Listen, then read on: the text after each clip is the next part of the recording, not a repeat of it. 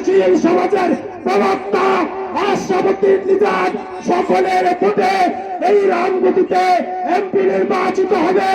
আমরা কোনো দলাদলি চাই না, আমরা অহিংস রাজনীতি চাই। আমি এই এলাকার সন্তান, আমি এলাকার জামাই, আমি একজন রাজনৈতিক কর্মী যারা 1979 সাল থেকে এই রামগতি কমলনগরে তাদের শীষ এবং বিএনপির জন্য আন্দোলন সংগ্রাম করছেন।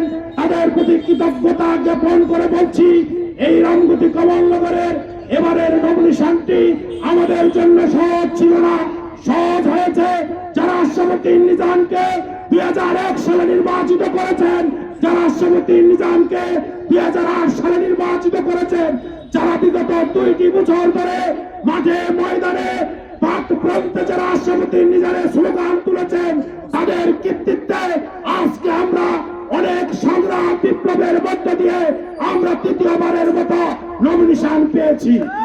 আমি আপনাদের বলতে চাই, এই নমিনেশন বিশ্বাস নিয়ে তারেক রহমান একটি জোট ভেঙে আপনাদের ভালোবাসা, আপনাদের 17 বছরের জুলুম নির্যাতনের কথা মনে রেখে আমার নেতা তারেক রহমান আশরাফুদ্দিন নিজামকে নমিনেশন দিয়েছে।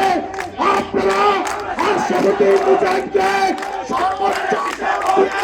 তারেক রহমানের সে আশা এবং বিশ্বাসের সম্মান রাখবেন।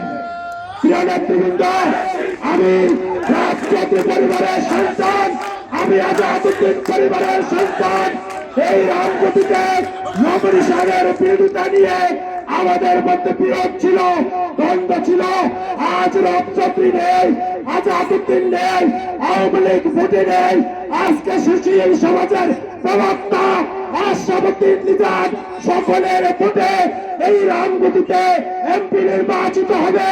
আমরা কোনো দলাদলি চাই না, আমরা অহিংস রাজনীতি চাই। আমরা সে আওয়ামী লীগের মতো আচরণ করতে চাই না।